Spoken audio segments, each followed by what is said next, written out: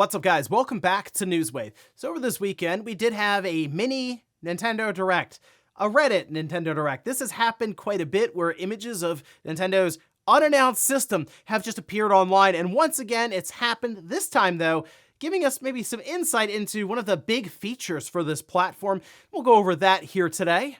Also, we are going to be talking about Sony and the idea of them once again looking backwards to some of their older intellectual properties. Some of these ones they're working on now apparently being more deep cuts. And then we have another blow to VR, this time though involving Apple and apparently them struggling to sell a very expensive Vision Pro. Go figure. So if you guys enjoy these videos, make sure you hit that like button, helps out a ton. And if you're new here to the Spawnwave channel, make sure you subscribe down below. And of course, members of the channel do get Newswave early. If you would like to learn more about that, click the join button down below. And we're gonna start today with some software for the Switch 2. And while it's been a lot of hardware discussion and images and stuff, of course, we are still looking forward to some of the games that maybe could even be shown at the very first presentation for this device. Well, it looks like we may have one actually coming off of a developer's profile over on LinkedIn, which we can see over on VGC, as they are citing DocTray81, who spotted a developer claiming to have worked on Gotham Knights. Yeah, two unannounced platforms, one of those apparently being the Switch, the other one now believed to be the Switch 2. Yeah, I don't know how else to dress this up. It's Gotham Knights. It's not a game I really liked that much. I kind of fell out of it after playing it a bit. It got very tedious, and it just didn't click to me with what I was hoping to get out of a new Batman game, a new Arkhamverse style game.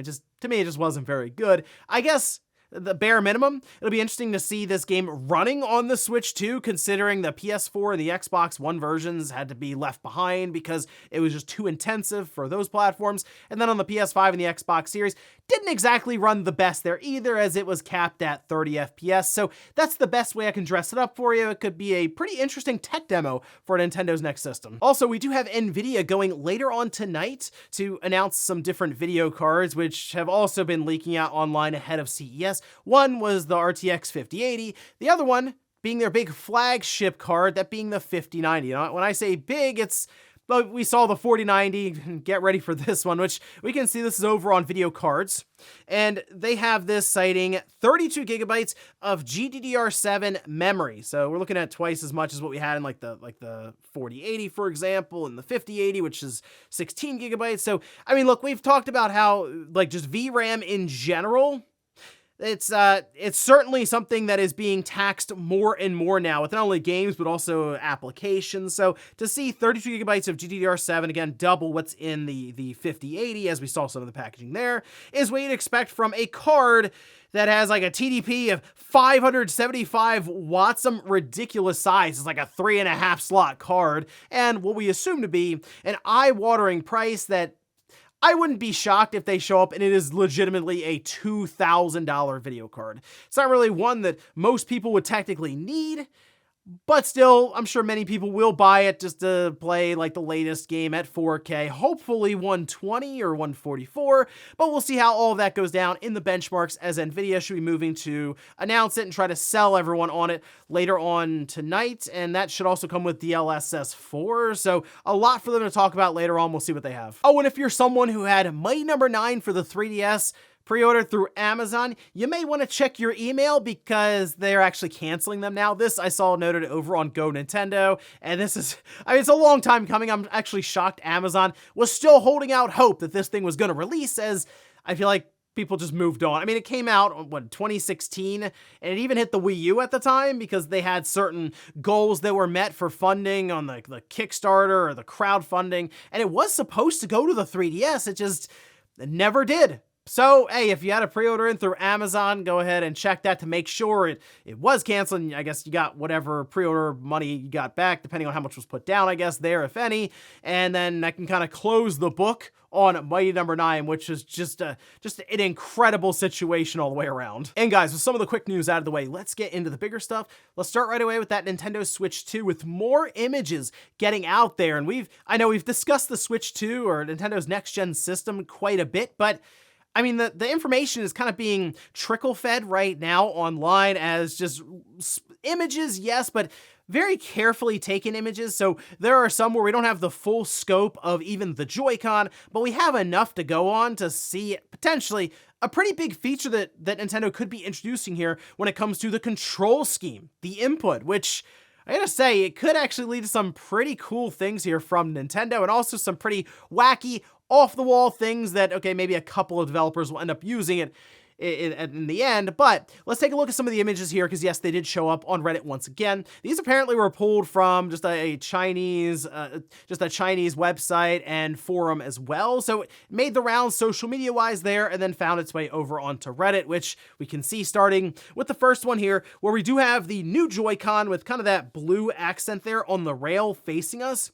We have that magnetic power connector that we've heard so much about now, where we have that latch at the top that will then remove it, not up or down technically, but just completely out and away from the system.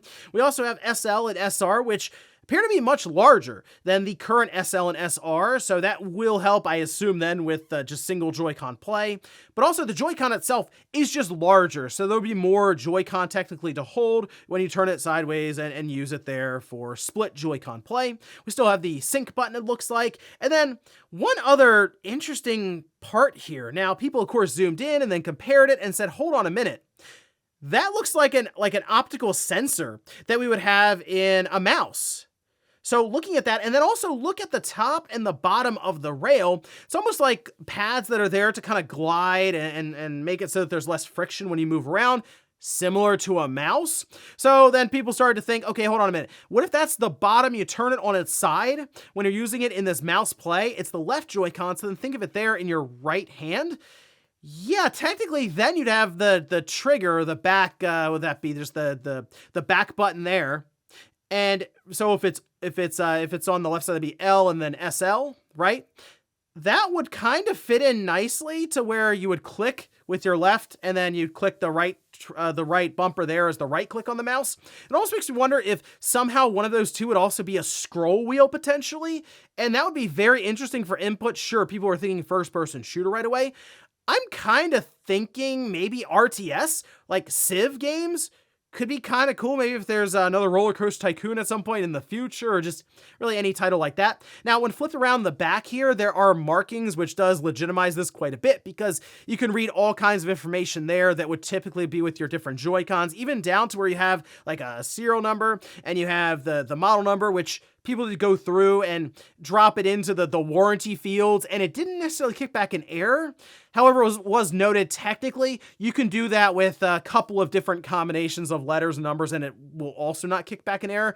Unsure if necessarily that proves it, but the fact that they have all this etching done on the back, it does look like sort of what's been described so far. It would, once again, be a very difficult thing to fake. And, you know, looking at this, I know people are going to say, oh, it's still using the joysticks from the Joy-Con, so they're kind of like, they're not full joysticks, right? But I just don't really think Nintendo is going to go the route of let's put these full-size joysticks on there, because that will just take up more space overall. And we still need to see maybe some advancements or just improvements they've made to the internals there, as even Hall effect sensors have sort of been floated as an idea. We've also had some side-by-side comparisons. Like here's one, for example, that I saw was posted on Reddit and then reposted over on Twitter X. And you can, once again, just see the size of this Joy-Con here, trying to measure up and get the dimensions as best as possible versus the current Joy-Con. So I think it will actually be a bit easier to use in split Joy-Con play, where you'll have, you know, one in the left hand, one in the right hand, just because it is larger. That's an issue I run into with the current Joy-Cons, is that they're just so small. It's just very difficult to, I think, hold on to them for too long, because you just have your entire hand and fingers wrapped all the way around. There's not a lot of volume there technically to use when you're playing. And then finally, Necro Felipe had a bit of a mock-up here, because if you remember, we had that orange sort of accent when the other person zoomed in. The next handheld zoomed in, and we had the C button there with the home. So we know that apparently the right has orange accent, the left has sort of that blue, again, fitting into kind of the neon Joy-Cons that we've had previously. And then apparently the ring around the joystick will also have that same colored accent. So gray and blue, and then gray and orange, which, yeah, it doesn't look bad or anything. I don't know if that's going to be just the control, like the color scheme they have going forward. If you're just going to get gray and then they'll change out those accents specifically, and that's as far as they'll go to customize it. I mean, it's not bad. I do kind of like how the entire Joy-Con itself has the colors changed out for any of the ones that have come out, and those were just black accents. I think they pop a bit more than something like this, considering those railings will technically be covered up when it is on the Switch and set up in handheld mode. And then one other thing here, we seem to have some corroboration around the 8nm process for the Switch chip. Remember, that was a conversation going around 5 or 4nm versus 8, and it seems that Digital Foundry sources are also claiming that it is indeed 8nm. Now, that's something I believe that'll be going up this week, a video of theirs, but that's at least kind of the word going around now, which again, the entire thing about the process it's fabricated on and stuff. I know people are concerned around the idea of battery life being an issue, heat, what are the clock speeds going to be? We're still just missing a lot of information on that front, so I wouldn't jump to too many conclusions just based on it being 8nm. Let's see what they have to show us in terms of the games and everything else around that, and then we can judge the thing wholly. And hopefully that means that Nintendo is preparing to announce this thing soon. Part of this, I see this come up online. It's like, well, look, they've waited so long to announce it. And yes, they have. They really, really have.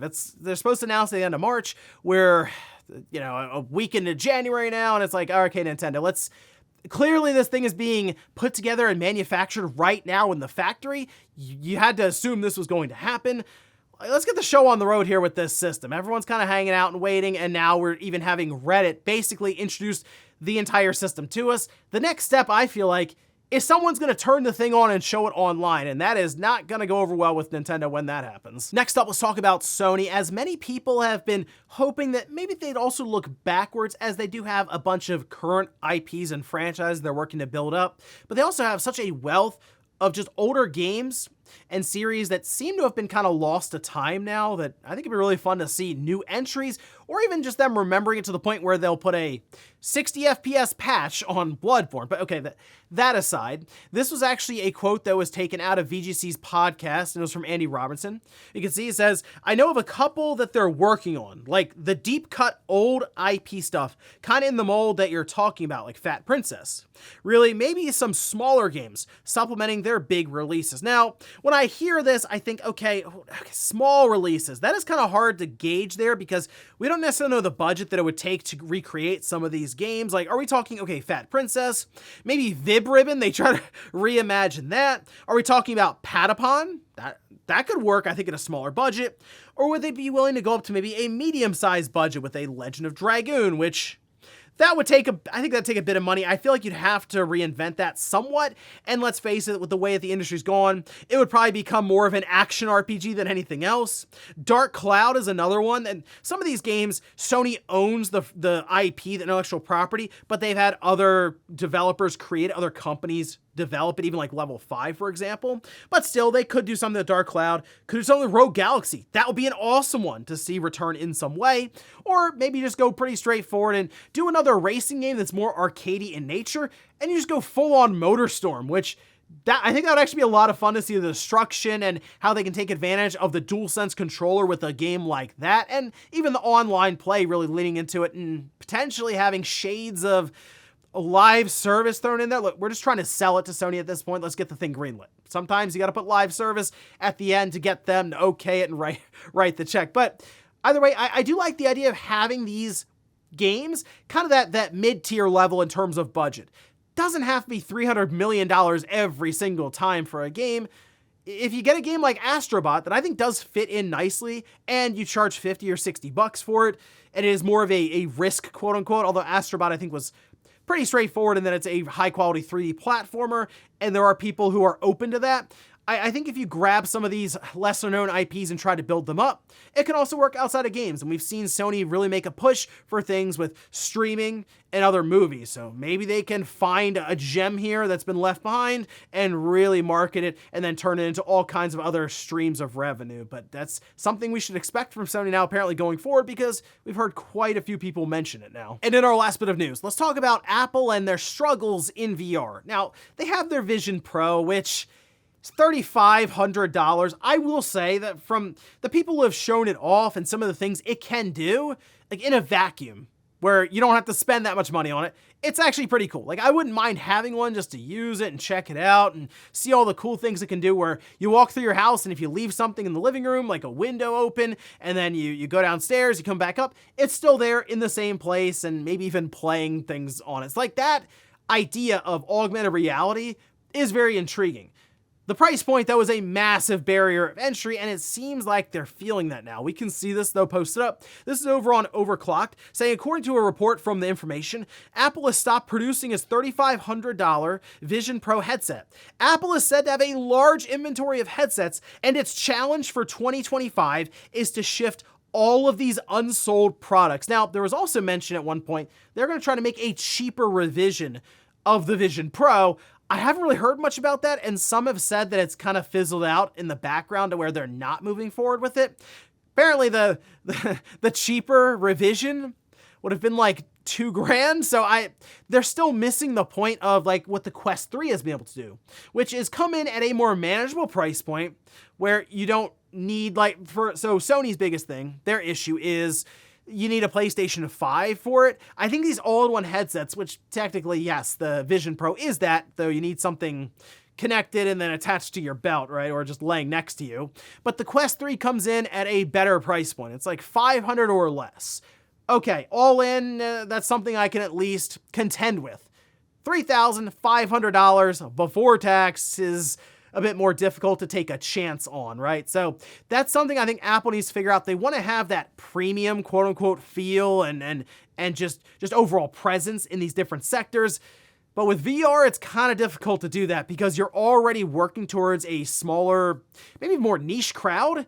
And then you're also going into a niche in that niche crowd with this really expensive stuff. And then you end up with a bunch of Vision Pros in a warehouse somewhere they're going to be unable to sell and try to do so in 2025, which the only thing I can assume is bundling it in with other things that are incredibly expensive or doing massive price cuts to try to move it. And before we go to the comment of the day, we'll take a look at the poll that I posted up yesterday, which is Game of the Year Madness. That's day 13, Metaphor versus Mario Party Jamboree, and Metaphor took this one handily, kind of as expected. I mean, look, Mario Party to me, fun games, right? They're great party games, clearly. They've been kind of, I don't know if it's just me, they've just been sort of becoming, they feel very samey, and it's always kind of been like that after a little while with a new platform out, and you get them kind of stacked every few years or so. You end up with a bunch of them on platform.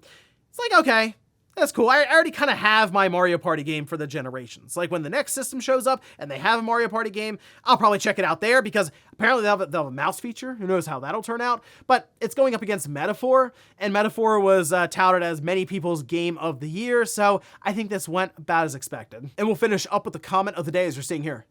This is from Cryhound, who says, I don't want leaks, I want a reveal. Trust me, I see it a lot. People are getting tired of all the stuff getting thrown around out there. Look, if Nintendo had just moved to reveal this thing, even in like November, October, look, the stuff would be coming out, but it wouldn't be like, whoa, this is incredible. Look at this. It might have a mouse functionality. You know, I mean, you see the size of the Joy-Cons. What's going on with the side of the Switch? The person's holding up sideways, and it's got an AI background. It's like these are the rabbit holes people are going down, whereas Nintendo could have just dropped the trailer in the Switch's 7th year and put it all to rest and be like, okay, here's the plan. We'll see you guys next year.